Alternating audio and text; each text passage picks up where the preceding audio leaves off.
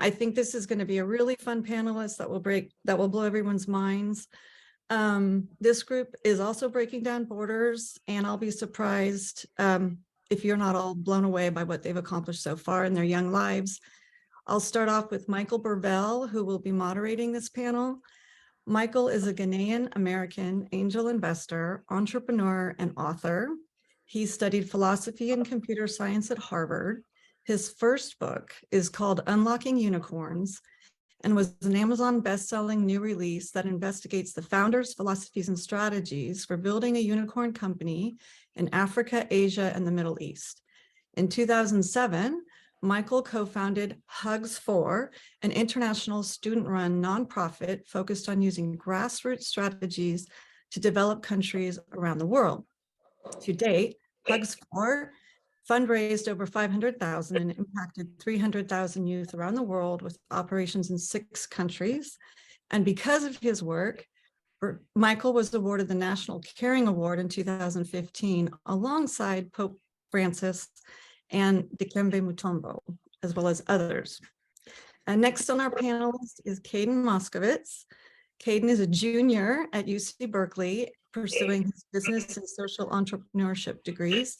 Caden's a founding partner at EdgeCase Capital, a venture capital company focused on early stage startups run by students and/or young entrepreneurs. EdgeCase's current portfolio includes social media, biotech, AI, NFTs, and more.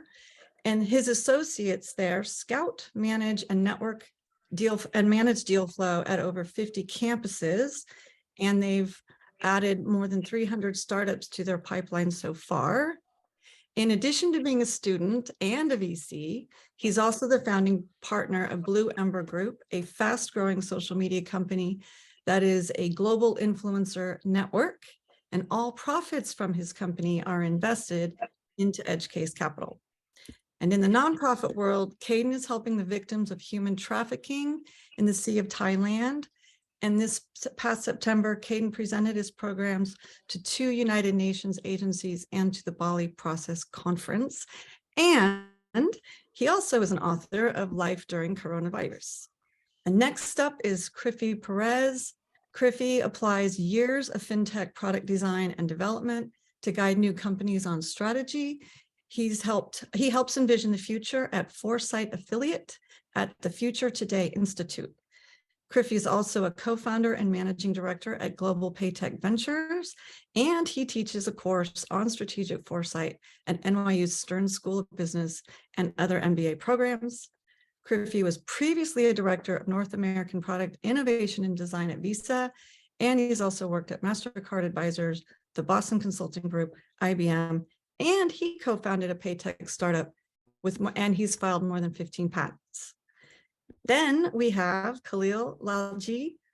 Kahlil is the co-founder and CEO of Ivella. Ivella is building the best banking and financial products for couples, starting with a new way for couples to split and share expenses. I love that.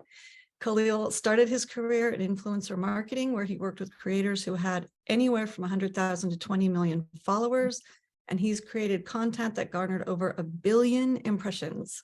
And he's launched campaigns with Sephora, Hollister, and Gillette, just to name a few. Following that, Kahlil discovered and managed an artist, Clinton Kane, who he signed on to Columbia Records. This panel is so wow. And last but not least is Christian Elam. Christian, at only 20 years old, started his journey in early tech when he was the youngest person to go to Stanford for computer science at 10 years old. He taught himself how to code when he was 12. He launched his first app on the App Store when he was 14, and 2 more the following year, reaching the top charts within 8 hours.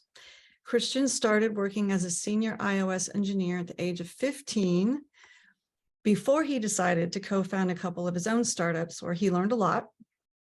Then at 18, he went on to become the youngest and fastest to graduate from UC Berkeley's Haas School of Business under the COBE program. Plus, he's taken several other postgraduate programs from Cornell. Christian's experience in investing began when he taught himself how to day trade in high school. After a few failures and some epically huge wins, one while even in physics class, He started using his earnings to angel invest. He fell in love with that, and he decided to break into venture with the strong encouragement from some name VCs and LPs. He started Bachmanity Capital, which is a generalist seed Series A fund, completely founded by Gen Zs, whose LPs include several notable investors, celebrities, and professional athletes. Christian's philanthropy work focuses on mental health, specifically on teen suicide prevention. He's leading several lobbying efforts with Congress, specifically Kids Online Safety Act. He's also made history by convincing the policymakers to include, for the first time ever, a youth committee built into Congress. There's so much more we could say about these guys, but with that, I'll let you, Michael, take us deep into what it takes to raise funds as a Gen Z and how they may or may not be thinking differently than previous generations. Awesome. I love it. And in Gen Z fashion, I'm taking a call from my iPhone. So laptops were so last year. All right. It's awesome to see this great group of people here. I did a lot of digging on your LinkedIns, your Twitters, your Vine pages to understand who you all are and get some good questions. I guess the first one for all of you, I mean, we all have our own entrepreneurship story, and of course, venture capital and investing is highly intertwined with entrepreneurship. So what was your first experience, your earliest memory of entrepreneurship? We'll start with you, Kahlil, and then we'll go around. The first experience I remember having about entrepreneurship was when I was in middle school. I got really into playing Call of Duty, and I made a little small business selling modded Xbox controllers. Because the modded Xbox controllers that you would buy online were super expensive. And so I bought all the parts in order to make them at my house and sold them to my friends. You remember who your first customer was? No, I don't remember specifically, but yeah, it was definitely an experience for sure. I love that. Kriffy, the same question to you. Entrepreneurship story. All right. Entrepreneurship story. This one's slightly embarrassing because it was kind of not exactly legal. But high school DVD sales. So I lived in Europe, so I found a way to get movies before other people could. And I created, I guess you could call it a partnership sales model, which meant that I had all of my friends on all the different school buses having their own districts and incentivizing them with free DVDs for every DVD they sold. That's when I also discovered that, being on the wrong side of the law is not a good thing. Because about 6 months in, we got cease and desist letter overseas for copyright infringement, which was like, wow, this is impressive. But that was when I first realized that there's a lot of opportunity to fill gaps in the market. I think you might have gotten a cease and desist letter at the youngest age of everyone on the panel. Maybe we drop in the chat, when was the first age when you got a cease and desist letter? Christian, off to you. What's the story, first entrepreneurship story? My first entrepreneurship story, I was, around 7. I had a big garden and gardened a lot. Decided to sell all the produce from my garden at a bunch of fashion shows because I grew up with my stepmom being in the fashion industry. So started printing my own business cards and website and like everything. Made a few $100s every weekend. And yeah, just liked the experience of it. That's also how I paid for Stanford, because my parents made me. I love that. Well, it's funny, you said you put up your own website to do it, right? I did, yeah. Fascinating. I love that. Okay, Caden, off to you. Mine's a little silly per se, but I believe in great entrepreneurship is also about creating organizations.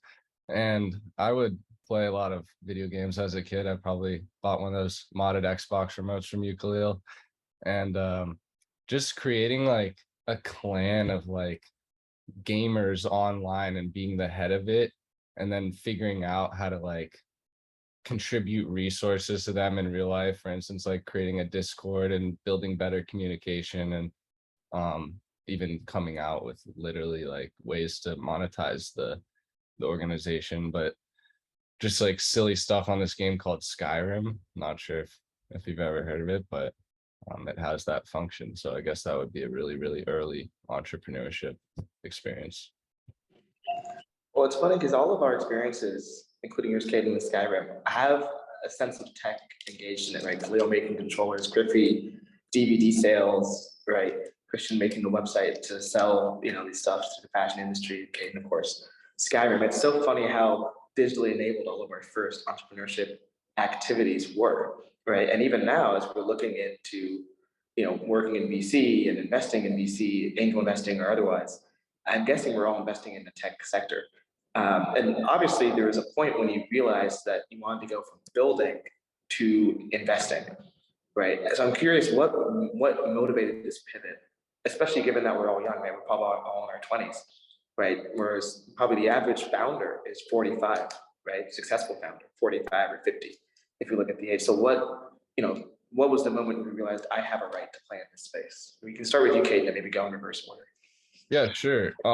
So for me, I started a high profile influencer marketing company that monetizes content for all types of influencers, specifically episodic style content. So for instance, like fitness models could create episodes for people to keep coming back to.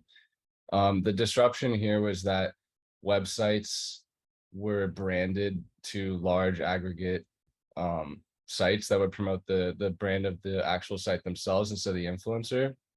But essentially, once I made some amount of revenue from that, I immediately put it into venture capital. And the reason is because I really felt like that was the vehicle to change and evolve what I was doing into something greater, into something that was more meaningful and into something that I could probably hopefully work on throughout my life and something I'm passionate about.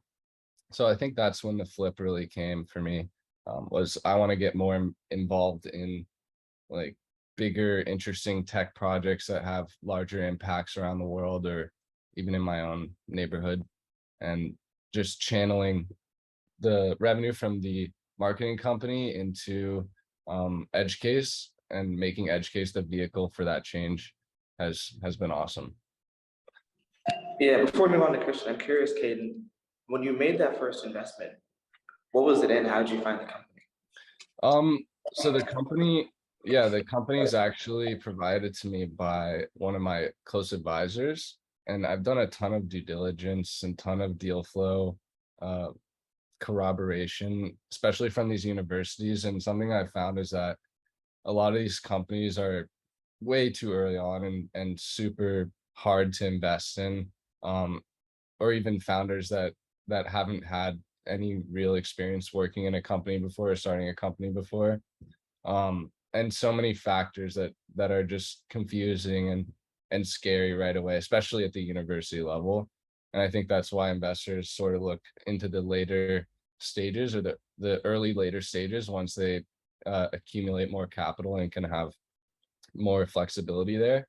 But it was actually an AI company, and something that I realized after investing in this company was that we shouldn't only be looking at a company because it does AI and thinking that's cool, but almost looking at AI as like oxygen that should be in a lot of companies or in most companies.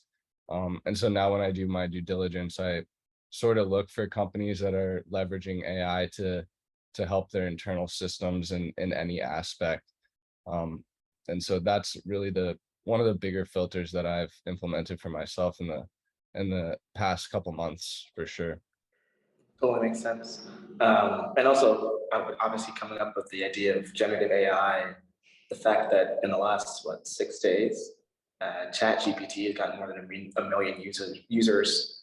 It's pretty phenomenal. So I think it's a good space to be in. But yeah. Christian, what made you do the pivot into VC? And obviously, you invested in Pipe. I think you're in their Series B, so that's pretty cool. Yeah. VC to be in some of the coolest companies out there. Yeah. I decided to pivot into VC because I stopped the day trading pretty much 2 weeks before the market crashed in 2021, early 2021. I also wasn't very passionate about day trading, even though it was like, super incredible making all this great money. It just was very emotionless and meaningless. So I wanted to put my capital to something a little bit more exciting. And I was like, I have this experience being a developer, also experience being a founder, and then investing. Why not combine it all and be able to, see what thousands of passionate entrepreneurs are doing to change the world and how I can give them all the resources and help to do it. I'm also the kind of person that gets bored very quickly when working on the same project. So I saw it as being, a lot more exciting, and love to see innovation, in every industry and where it is, and, work very closely with the portfolio companies to help them build out their strategy. You're gonna have to help Felipe. I guess, I wonder, Chris- Well, I think someone might be unmuted, but Christian, I'm curious, why found a venture fund versus just working for another one, right? With your background, you probably could have gotten a Yeah. job at A16Z, Sequoia, like there's all these other options. Why did you even Yeah. take That's a venture? great question. That's a great question. So I actually did not want to start my own fund, for the longest time. I've had so many people, over the last like year and a half keep telling me to start my own fund, just because they love, founders loved working with me, investors just wanted to invest in me. Um, I ended up, I finally cracked last October when I met my co-founder who's 15 years old. So if you thought I was young, and we just came up with this idea, and I had just so many plans that I wanted to build out in the fund and like visions that I saw with it that, I wouldn't be able to achieve that at any other fund with joining. And I wanted to have control over, what I wanted to do. Totally makes sense. I think we'll go off to you, Kriffy, with the same question as before. What was the pivot to VC at that moment? Yeah, great question. So my pivot to VC was a longer, more arduous one. So I spent a lot of time in the corporate universe trying to help startups. And it just really got to a point, actually, it literally got to a comical point when I was working for Visa and their legal team told us that you're not allowed to freeform ideate with startups, point blank, until you have a contract in place and then you've established who the IP belongs to, you're not allowed to help them. So I was like, wow, okay, that's awesome. That's a totally different set of parameters to start from. So that's kind of when I was like, all right, how do you get closer to helping change the world actually and at scale? And it just happened to be at the same time that somebody I knew really well, who happened to be my dad, was retiring from his existing position. So we could use a lot of his experience and knowledge and kind of network of people and brand, basically his brand name within the industry as a starting point for going into VC, right? So we'd seen through the last 30 years, 20 years as a family that we were having the most impact advising startups. And so we're like, what's the best vehicle to advise startups and form the strongest bond in partnership, right? And so we saw that, yeah, you can be an advisor, but what's a better advisor? A guy who has skin in the game. So what's the best mechanism to be someone who has skin in the game? For us, it was essentially a family office that functions like a VC.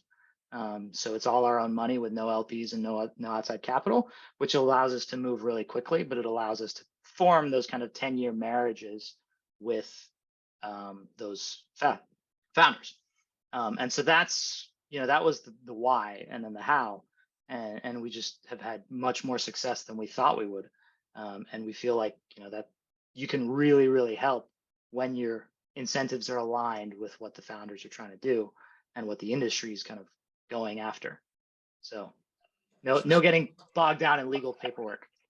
That makes sense. And yeah, I could totally see why Visa would maybe want to do that strategically, but practically as an employee, it doesn't really help. But you mentioned, and it makes tons of sense, right? It's actually the key opportunity that we find is that once an entity gets big enough, like a Visa, they just have to ignore certain areas. And so who better to step in and help those areas grow? Exactly. And so I'm curious when you mentioned that a big reason why VC is because you want to have skin in the game, but also be able to provide advice to startups. What makes them listen to you? Right? You spent 7 years at MasterCard, then you went to Visa, then you died. It's like, yeah, you founded one thing for 2 years once, but like why, right? Like give me the reason why, especially being Gen Z. People listen to you. Yeah. So that's that's a really good question. We have an interesting approach to it in that we leverage, so there's three of us partners. It's my brother, my father, and myself. And we leverage each of our experiences and each of our strengths to the point that we need to, right? And so how do you get them to listen? A is being on the cap table, right? If you're 10% of their cap table, they have to listen to you. Or sorry, they can ignore you as long as they want until they run out of money. When they run out of money, then they have to listen to you. Right? Once they're listening to you, how's the mechanism that you best do it? And for us, often it's, my brother and myself advising and working with my father to deliver the message, because sometimes it just needs to come through that face, but sometimes it doesn't. And so it's this really healthy relationship of pulling everyone's strengths against each other, right? So like my brother was one of the people who worked on launching essentially the only new credit card product since credit and debit, right? So the credit card industry has only had a third product in its entire existence. He was part of that. So most people don't like hearing that, but when you demonstrate that through providing the knowledge, providing the contact, it gets hard to ignore when you're like, oh, you want XYZ to happen? Hey, guess what? It's one call, done. Or this is how you do it. So we get all the Friday night late phone calls. We get the frantic, like, oh my God, I think we pissed off the entire universe. We're like, don't worry about it. We've done this a million times. You're good. Keep it going. Just stay the course. Keep the vision. Yeah, I mean, I think that's you nailed it on the head. It's that nuanced experience. I think at IDEO they call it being T-shaped people, where you have this area of expertise. Of course, you're broad enough, but you have a specific area that you actually provide value to that maybe your founders don't have. And when you kind of combine all these T's together, then you can finally fill in all the white space gaps. Kahlil, you're the last one here. What made you pivot into VC? Yeah, I mean, I wouldn't say I've pivoted. I'm definitely still a founder first. Ivella's raised $3.5 million at this point. And so my main job is running this company. But being a founder, I just like being near other founders. And I find that the best way to do that is investing in them. And so when we graduated from YC in summer 2021, I was like, man, I just have this great opportunity to invest in other YC founders, and it feels like a mistake if I don't take it. So that's what I do. And I'm curious, if you had to choose one of your companies that you're like, this is my favorite, why? This is recorded, by the way. Anyways, if you had to choose one, which one would you choose? I don't pick favorites between children. They're all great. That's funny. That's great.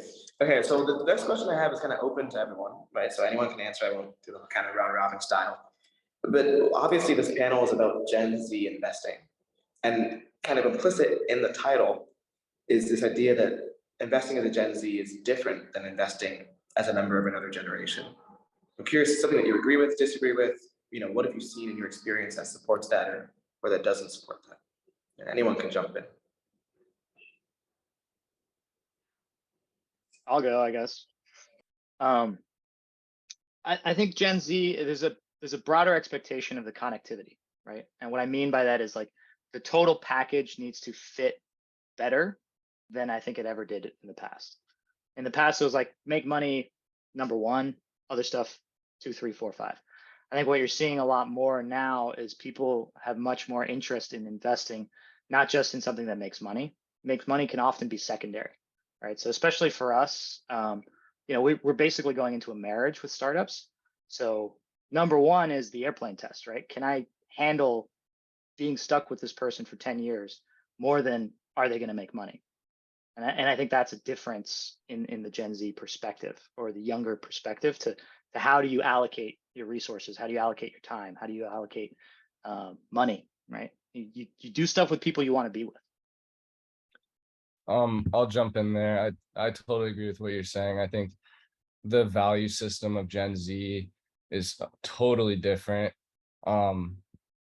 I don't necessarily think that it's 100% right. And I don't think anyone can really know as until time goes on and years pass. But I think that what we're doing by being here is ultimately solving that complex issue because we're combining our headspace with other people that have been in the industry longer. I was just watching a movie and like the kid goes to Stanford and comes back, starts talking to his dad, and he's like the most progressive, like out of pocket, like extreme person of all time. And me being a Berkeley student, I totally understand that perspective. And I think it's important to combine forces with people that have more experience than us to help balance that out.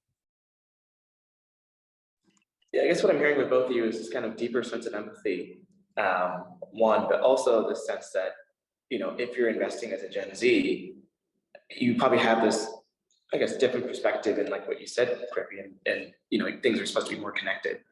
And kind of that idea that maybe financial returns isn't the only purpose of business. Being the cynic, I mean, if you're a VC, you get your carry off of making returns, right? So like, cool, you're changing the world. Cool, you're like doing this double bottom line thing, and maybe you're giving away shoes every time someone buys a pair of shoes. Does that really matter? Like, why is that useful? Why is that helpful? I personally think it's useful and helpful because I think that the whole narrative of VC needs to change and move in that direction. And I think it's the role of VC or young VCs in general to help move the needle on that in terms of pushing for things like sustainability and environmental impact and social problems to be solved through startups naturally as a byproduct of them. And then, like I said, also combining like that perspective can't be right on its own and probably isn't where the returns are always going to be. And so I think it's super important to take both those sides into account and to just look towards the future and have an open mind and see what we can do. Cool. Christian, Kahlil, any comments? How is the Gen Z investing landscape different from other generations? Yeah, I mean, both Caden and Kriffy have it like pretty spot on. I would say what I've noticed from like Gen Z founders is the way they monetize is a lot more thoughtful. Um, and I would say like less of like a barrier for the consumer to, to start paying. It's just a much more thoughtful process, but also notice that Gen Z is most definitely way more connected than any other generation, which is a huge benefit with all their startups and then investing. We're also, because of being the connected generation, we like to share and help each other a lot more, I would say, um, which is very beneficial. Trying to think of what else, but I also think the biggest thing in general with being a founder is you can't be a successful founder if you haven't experienced the problem or have the passion of the problem that you're trying to solve. And I see that Gen Z is a lot more passionate usually. Maybe that's just a biological thing with having more energy or I don't know, but Yeah, I was gonna add to that I think Gen Z has more empathy. There's a more totally. structure around the empathy where empathy is a requirement as opposed to a nice to have. Like to throw a bunch of those stupid frameworks, B school frameworks out of just like, you have the boomers is there's a pride in destroying the competition. The younger you Oh, get, there's more pride in everybody being helping. happy.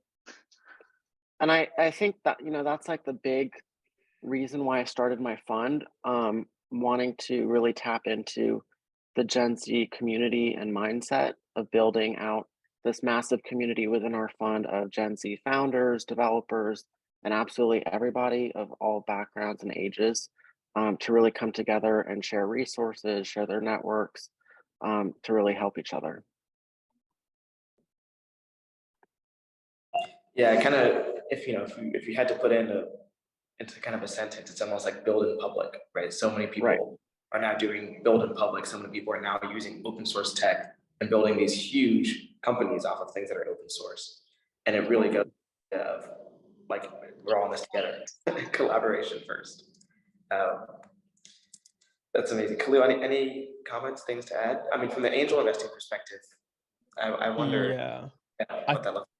To me, I think I guess this is specific to consumer, but like I think the modes of distribution are like wildly different, and especially if you're targeting any type of user under 25.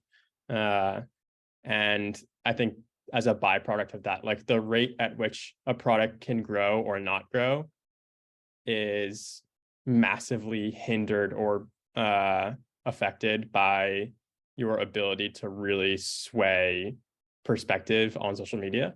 And so founders that have that ability are something that I look for, at least in my perspective. But that takes I think that's easier to do the closer you are to that age where you understand how those platforms work rather than not being closer to that age. Totally. So if you look at investing, right, there's two sides, I guess, of the table. There's the founder side, and then there's the LPs.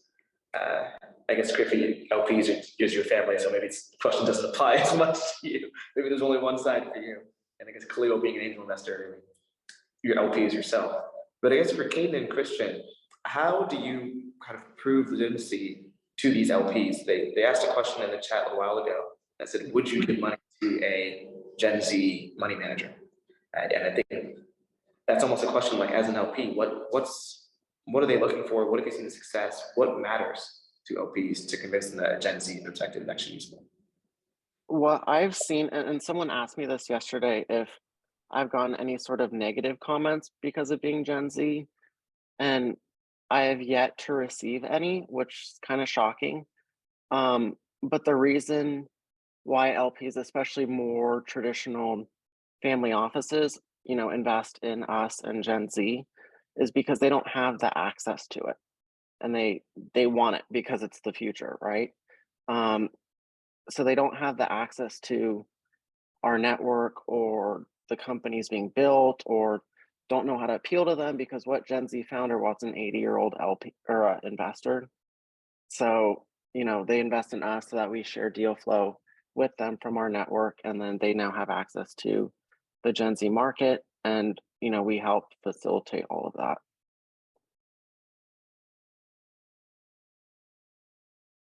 In your thoughts on this? Just having a proven track record in place, I think is really important, and being able to show the proper metrics. But just like Christian said too, it's almost like Gen Z has an advantage right now, in terms of the momentum that's being built behind our age group, or even just being said about our age group. And so I think, if anything, it's the opposite. It's like, how do we make sure that we're responsible with those funds that we're given? And that, I think, is by having a track record that's successful, and then continuing to follow those guidelines.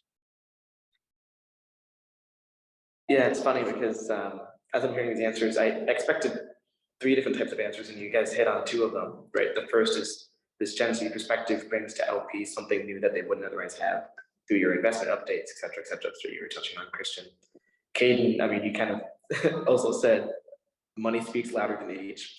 In short, right? You're like, if you provide returns, you're providing returns. If you're doing it better than someone who's 50, you're providing returns, right? And I think the third thing too, I mean, if you think of kind of the LP portfolio composition, right? They're looking for diversification across all different spheres. And so if an LP has a fund model where they're funding not just based on diversification from industry, but also diversification from age, diversification from stage of startup, et cetera, these are all factors that can actually help them diversify, maximize their Sharpe ratio, get the highest return possible, et cetera, which is, pretty fascinating. Cool. I'm gonna give a reminder to people in the chat. We're probably gonna open up to Q&A in about 5 or 10 minutes. So be sure to put things in the chat that you'd love to hear from any of these companies. I'm curious too on people's diligence processes. How do you look at a startup, use your unique Gen Z network to actually diligence a startup and see if it's worth investing in? Curious to see what people have to say there. I'll just go really quick. I'm also a part of Tech Coast Angels Los Angeles, and so just participating in their due diligence process, attending meetings where they lay out best practices, and watching their companies go through the due diligence process really informs what we do at EdgeCase with our startups as well. I guess I'll go. Is seed series A. There's not very many numbers, so your diligence isn't going super deep on the actual company. What you're more looking at, which is my kind of other day job, is strategic foresight. Is you're kind of looking at the industry levels, right? And having operator experience, we kind of know where we've seen and experienced where the industry's headed, where there's gaps, where there's holes. But you also look at the kind of macro trends and things that are outside of, like for us, we're doing payments, but we look at things outside of financial services, just financial services proper, to see where are things headed, to get an understanding of, is the tide rising in this area? Early on, we kind of had this moment where we were like, listen, are we going to be, all of us having operator experience, are we going to be good at due diligencing? Are we going to be good at finding a 100x company? Not likely. What are we probably going to be good at? What do we know we have experience doing is making 100x companies. We've done it with MasterCard. We've done it with Adyen. We've done it with multiple different places. So we're going to double down on that, right? And that kind of mindset dictates the rest of all the due diligence and where we're headed and what we're trying to do. So we try, and it's not necessarily about finding the winner. It's about making the winner. That helps. It's kind of a weird one because we just have no numbers. I love that perspective. And I think it almost comes down to, if you find the right team and they're willing to learn with you. And of course, that's kind of growth mindset is something that I think is so new in the last 5 or even 10 years from Carol to Stanford. But I think it kind of permeates a lot of the Gen Z mentality, both of management philosophy and also a lot of these up-and-coming companies as well. Yeah, and that means that at least I spend a lot of time hammering founders on the commercialization strategy, right? Because I'm usually looking at somebody who's started to find product market fit or has product market fit, and they need to scale enormously, right? And so when we look at a company, we look at, are they in an industry that's growing? Are they poised to grow? Do they have a good plan for it? And then can we actually help them? I mean, that's almost the number one, is can we actually help you get to 100x? If I can't help you get to 100x, it's a waste of your time and a waste of my time to have me on the cap table. I saw you come off mute as well, Christian. We'd love to hear what you have to say. Yeah, I say the biggest thing that I look for, like I mentioned before, is like, has this founder experienced the problem that they're solving, and are they actually solving it? So I've come across a lot of startups that, kind of have a workaround on the problem, or are recreating the problem in a different way. So I think that's like very specific. Also, with my background being in product and strategy, I dive really deep into their product and help them out with it. There's been a few times where I've had meetings with a portfolio company's engineering team quietly, without them knowing like who I was, and have found major problems in their backend that they weren't scalable, that they didn't realize, and the engineering team was fired on the spot. And so a big thing also is I work with the portfolio companies a long time before actually investing, so I can see how they operate, how I can advise them, and if this is someone I actually want to work with or like be friends with outside of just investing, which is really important. Our deal flow comes from pretty much everywhere you could imagine. With a lot of our LPs are big named athletes and celebrities. Have several top tier funds and relationships with all of them. I'm also an investor and mentor in the Angels, which is, has a lot of amazing deal flow. But I would say it really depends on the stage that you're investing in. So, we're seed and Series A focused, but also do 25% in later stage. Obviously, a company like Pike in their Series B, or some of the space companies that I've invested in, they don't need my help, which is, it's just a privilege of being able to invest. But that's something I look for, is how can I actually add value and resources to this company to help them grow, like Kriffy said. Totally. I love that. And it's actually a really good point as well, as you think about using your network to not only get deal flow, but to figure out ways to push your companies towards success in later rounds, exits, whatever else it might be. And sometimes that network is unique to who you are. And another part that is interesting and is kind of like don't talk about in the finance world, is intuition. I rely very heavily on my intuition when investing. There's been several companies that have come across my table that everything looks absolutely perfect on paper. This is going to be, a major home run and unicorn and whatever. But my intuition has just told me, like, I don't know why, but don't invest. And I've seen that unfold. They're creating a lot of FOMO. I didn't invest and they dropped 80% 6 months later. And then there's been other times where, I've shared it with several other VCs to invest in a company that I was passionate about. And this is also leading to why I started my fund, was they didn't want to invest in it for whatever reason, too early, to whatever. But my intuition was telling me to invest, and I've gotten a 32x return within a year so far on that company. And that's like very sustainable growth as well. So definitely rely on your intuition. It's funny, I read a business school paper, and I think it was titled like "Why Intuition is Great and Terrible" or something along those lines. And the whole argument was, it helps to have a good intuition if you have a good intuition, essentially. Right. Like, yeah. the chicken or the egg. It's like intuition is great if you already kind of have it, but if you don't have it, it's kind of hard to just get it. So obviously, when you and then pairing that with logic too, Exactly. It's a combination in waiting. Yeah, it makes sense. Kahlil, from the angel perspective, I know obviously a lot of your deal flow probably comes through YC, but what do you do? I mean, YC now has what, 300-400 companies per cohort.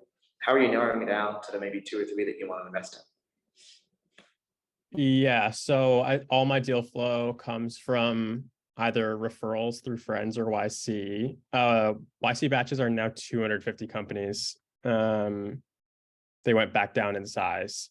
And broadly, the way I look at it is like, which companies really spark my interest and do I think I can add value in?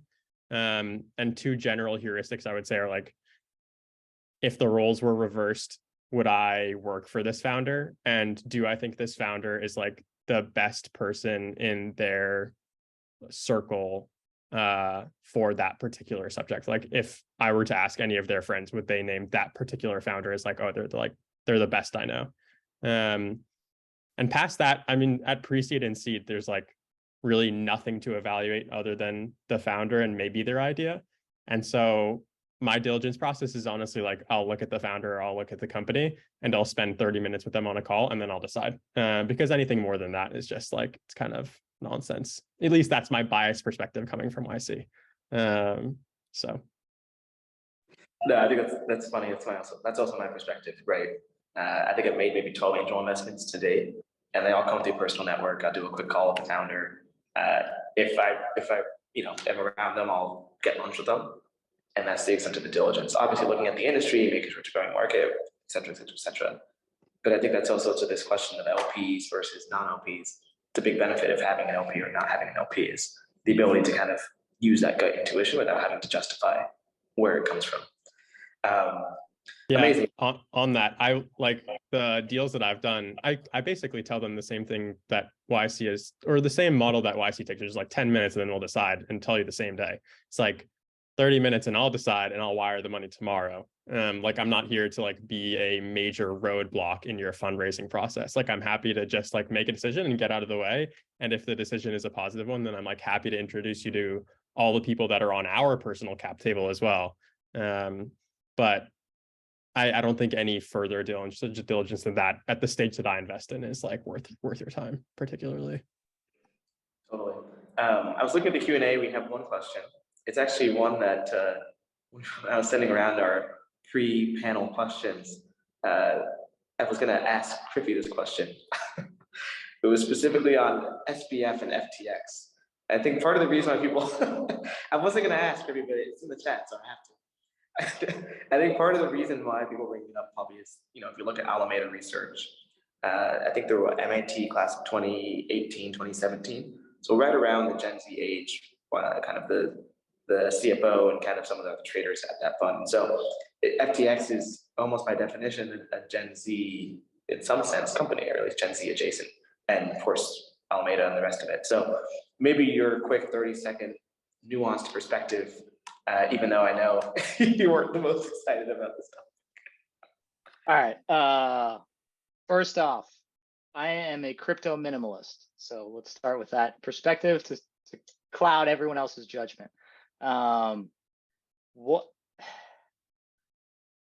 FTX, it's an interesting explosion. It's fantastic because it helps to kind of wake up the industry. It starts to kind of, the way that I'm writing it in research reports is it's the end of the wild, wild west. 2022 is the end of the wild, wild west of crypto, which is really good for consumers. It's good for the industry. It's causing things to grow up in a sense that it's like, okay, now that we've seen how we can break the molds, let's see what parts of existing knowledge we want to pull back in, right? And how do we do that, right? So like the whole commingling funds and stuff is like, yeah, somebody who's 80 years old will have learned that and not done it, but they also wouldn't have done FTX. So how do we bring all of that knowledge together, and how do we kind of how do we pass the learnings on to the crypto side, which is going to still be kind of adventure seeking and risk averse, and they're going to be risk taking. But then also, how do we pass some of those learnings back onto the risk averse existing structures, right? So for the foreseeable future, we're going to have two parallel paths where you've got legacy infrastructure evolving, and then you've got sort of crypto new infrastructure evolving also. And soon they're going to have to interconnect. And so those interconnection points is someplace that's very interesting as an investor. I personally don't have the risk tolerance for that yet. We found a really interesting one. The founder told us that he could move to El Salvador within 48 hours. And we said, wow, we're not that risk taking. We're not comfortable with that being the basis of your company, but we love what you're doing. And so I think that's a great example. And then the typical example of like trying to buy an NFT on OpenSea was like $60 in transaction fees for a 10-cent article, right? So like it needs to evolve to the point where it can compete with existing systems, but it also needs to, what I think is helpful is that it's running in its own universe so that you can learn and then apply stuff that you learned there back into some of the existing systems and evolve. And so I think it's going to be fascinating as they kind of go side by side. I also think this is totally a monologue answer, sorry, by the way, but you asked me. I think what's actually going to be the most revolutionary and as opposed to evolutionary thing that we're going to see out of the crypto universe, and I think you start to sort of see it with FTX, is the governance. I think the mechanism for governance that's going to come out of crypto is going to be what changes democracy and changes how we as a people structure interactions and voting and socialization and coming to consensus. I think that is the perfect sandbox for rapid evolution of something that's struggled to evolve since the 1800s. Awesome. Thanks. Thanks for the answer. Cool. I know I saw Kareem come off video a little bit, so I'll ask this one more question, then we'll do Q&A, and then I'll let Kareem wrap or ask any more questions he has. But obviously, a big part of venture capital is board service. Serving on the board, the fiduciary duty to protect investors, and also to inspire growth in the company and the founders. I'm curious what all of your philosophies are on board service and how you think that'll fit into your career as a Gen Z fund, syndicate, angel investment strategy as you grow. So anyone can jump in and answer. I guess I'll go. I think the fiduciary duty is, I think it's something that's becoming more and more important. I think there was a period in history where the fiduciary duty was like, didn't really mean much.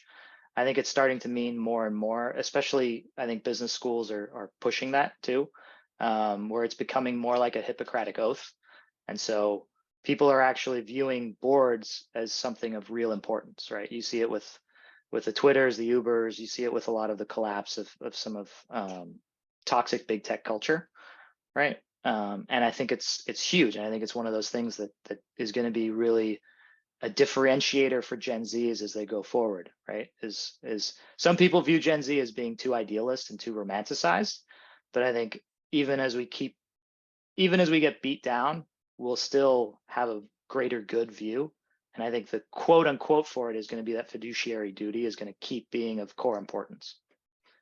I don't see us being, destroying the planet just for $5 of profit. Other comments? Wonderful. Forward, sir. Wonderful. Thank Yeah. you so much, Kahlil, Caden, Christian, Kriffy. Michael, we didn't hear anything about you and what your initiatives are, and I'd like you to spend a few minutes on that if you wouldn't mind. Oh yeah, I'm more than happy to. Yeah, I was serving as the hub and spoke. The hub doesn't talk when the spokes are moving. Anyways, yeah. So I think you heard a bit about me in the bio, but I also do a bit of Gen Z investing. I guess I invest in a person who's Gen Z. But yeah, I used to work at Microsoft in their venture capital fund. I was there for about 2 years and then went to be a chief of staff at a startup. And currently now I'm at Harvard Business School, making a company in the generative AI space. We're on the mission to create the first AI Oscar award-winning film within the next 10 years. And so that's kind of what we're trying to do. And so we're trying to think, how do you create content and take this text to speech and image to speech or text to image, etc., and go from that to actually creating memories, creating stories that are highly personalized, cheaper, faster, better. And so that's what we're building now. That's the space I'm in. But yeah, I've been angel investing really since I started working at Microsoft's venture fund, when I realized, oh, all VCs do is wire money. That's great. I thought there was more to it, but it really you just find some smart people, and then you say, yeah, I want to support you, right? And it's the best way, I think, to be a supportive friend, supportive investor, et cetera, et cetera, et cetera. So that's a bit more about me. And obviously, you can go to my website and check me out, reach out, and I'm happy to do calls with people. I love learning about the world, the industry, and the people who are within it. So that's me in a nutshell. And a book that you recently wrote, tell us about that. Yeah, and so during the pandemic, I think Caden also wrote a book, I think. Wrong. One of their parents wrote a book here as well. But during the pandemic, I had a lot of time stuck indoors. And while working at Microsoft, realized that a lot of the people who were investing in were not the most diverse founders, meaning, we're investing in a lot of amazing tech, amazing people, amazing industries, but they primarily were in the US. And I very rarely saw, female founders getting funded or Black founders getting funded or Latinx founders getting funded. And so I kind of wanted to understand, where are these successful founders and what are their stories?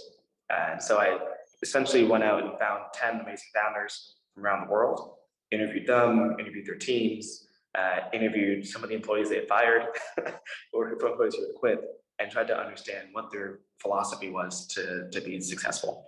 And so there's not, for instance, too many unicorns in Africa, but interviewed a few of the African unicorn companies, was able to meet with Jack Ma of Alibaba in the research process and so on and so forth to actually create some narratives about what made these companies stand apart, despite the fact that it's very difficult to get funding as an underrepresented founder, whether it's where you're from or who you are. So that was the book. It's out on Amazon.